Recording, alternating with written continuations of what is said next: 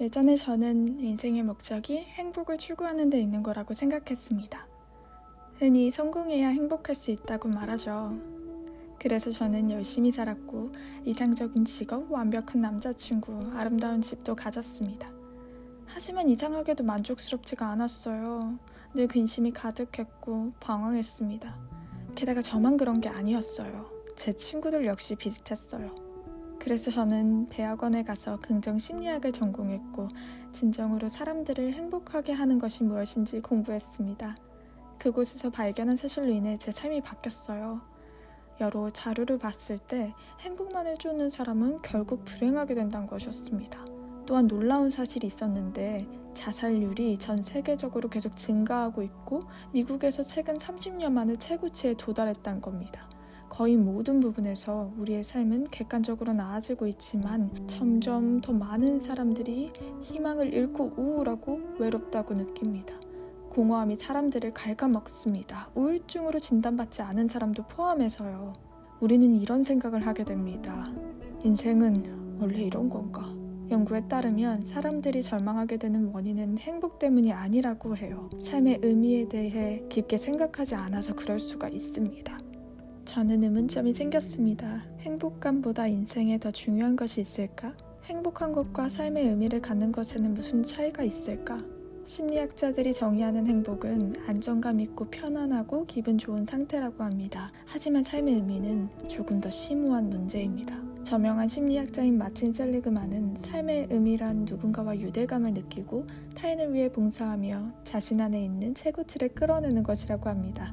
우리는 행복해져야 한다고 강박적으로 믿는 문화에서 살고 있습니다.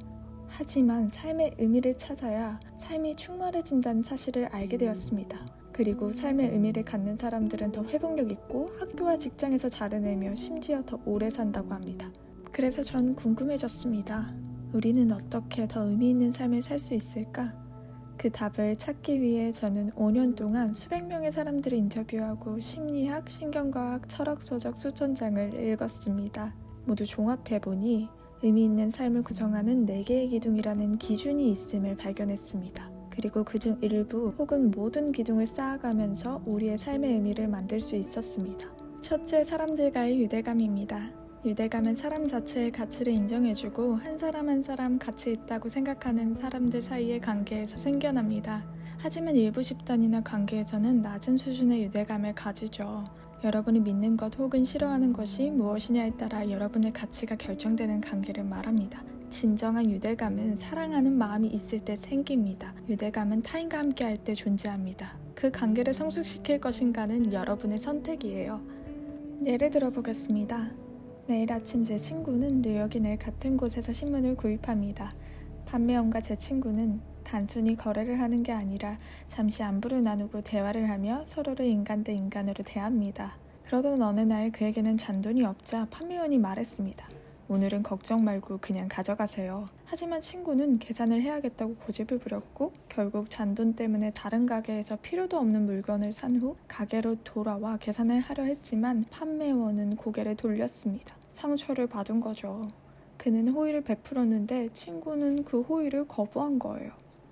우리는 모두 알게 모르게 사람들에게 상처를 주고 있어요. 저 역시 그렇고요. 한두 번 만난 지인을 길에서 마주쳐도 저도 모르게 지나칠 수 있고 누군가가 저에게 얘기하는데 저는 스마트폰만 만졌을 수도 있죠. 모두 다른 사람들을 무시하는 행동입니다. 그런 행동들이 상대방에게 중요하지 않은 사람이란 기분이 들도록 만들겠죠. 하지만 여러분들이 사랑으로 관계를 이끈다면 서로를 연결하는 끈이 생기며 서로를 지지하게 됩니다. 많은 사람들에게 유대감은 삶의 의미의 가장 중요한 요소일 뿐만 아니라 관계를 결속시킵니다. 둘째로 중요한 것은 삶의 목적입니다. 목적은 인생을 행복하게 만드는 직업을 찾는 것과는 달라요. 삶의 목적이란 자신이 원하는 게 아니라 자신이 무언가를 내어주는 것입니다. 병원에서 일하는 한 의료인의 목적은 아픈 사람을 치료하는 것이고 많은 부모님들의 인생의 목적은 아이를 키우는 것이라고 하죠. 목적의 중요한 점은 여러분의 강점을 이용해 타인을 돕는다는 것입니다. 물론 직업을 통할 수도 있습니다. 우리가 어떤 일에 기여해서 자신이 꼭 필요한 존재라고 느끼는 것처럼요. 직장 내에서의 무기력함, 실직, 낮은 취업률 이런 문제들과도 관련이 있습니다. 단순히 경제적인 문제가 아니라 사람들과의 존재에 관한 문제예요. 사람들은 가치 있는 무언가를 할 수 없을 때 방황합니다. 물론 직장을 통해서만 목적을 찾을 필요는 없죠. 목적은 살아갈 이유를 제공하고 앞으로 나아가는 원동력이 되어줍니다. 셋째, 완전히 다른 방식으로 자신을 넘어서는 것입니다. 초월성이라고 하죠. 초월성의 상태. 자주 경험되진 않지만 그건 바쁜 일상에서 여러분을 기쁘게 하는 극적인 순간입니다. 자신은 사라지는 듯한 느낌, 좀 더 높은 현실과 연결되어 있다는 느낌. 어떤 분은 예술작품을 감상할 때 초월성을 경험한다고 해요. 또 다른 분은 교회에서 경험하죠. 작가인 저는 글을 쓸 때 초월성을 느낍니다. 종종 시간도 장소도 초월한 어떤 공간에 있다고 느껴져요. 이 초월성의 경험은 여러분을 변화시킵니다.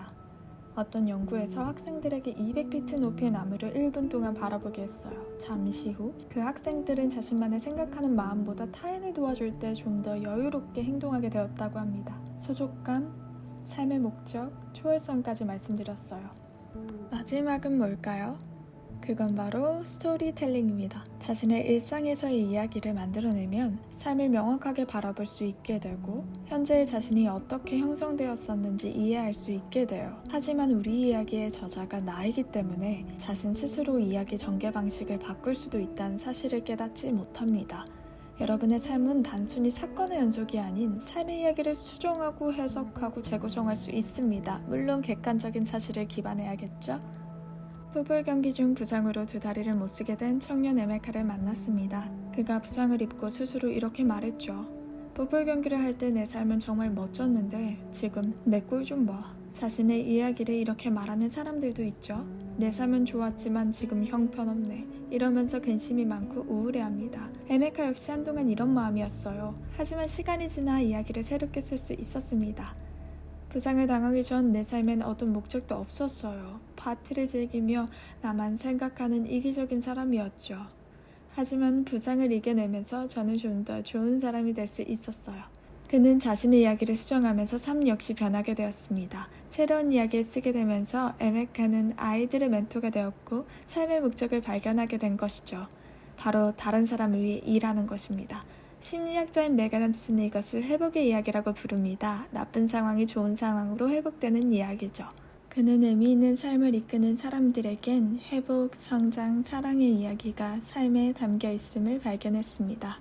그렇다면 자신의 이야기를 어떻게 바꿀 수 있을까요? 심리치료사의 도움을 받을 수도 있지만 여러분 스스로도 할 수 있습니다. 삶을 천천히 들여다보면서 자신을 어떻게 형성하게 되었는지, 잃은 건 무엇인지, 또 얻은 건 무엇인지 에메카 역시 이런 방식을 사용했죠. 물론 하루아침에 가능한 일은 아닙니다. 수년이 걸릴 수도 있고 그 과정이 고통스러울 수도 있어요. 하지만 누구나 어려움을 겪고 우리 모두 애쓰며 살고 있죠. 자신의 아픈 과거를 감싸 안으며 새로운 통찰력과 지혜가 생겨서 여러분의 지탱해주는 좋은 영향이 될 것입니다. 소속감, 삶의 목적, 초월성, 스토리텔링 이것들이 삶의 의미를 구성하는 4가지입니다. 저는 어렸을 때 운이 좋게도 이 4개를 모두 품고 살 수 있었습니다. 부모님은 몬트리올의 저희 집에서 수피교도의 예배당을 운영하셨어요. 수피교란 빙빙 도는 수피춤을 추는 간습이 있는 종교이고 시인 우미와 관련이 있죠. 일주일에 2번 교인들은 저희 집으로 와서 명상을 하고 페르시안 차를 마시고 이야기를 나눕니다.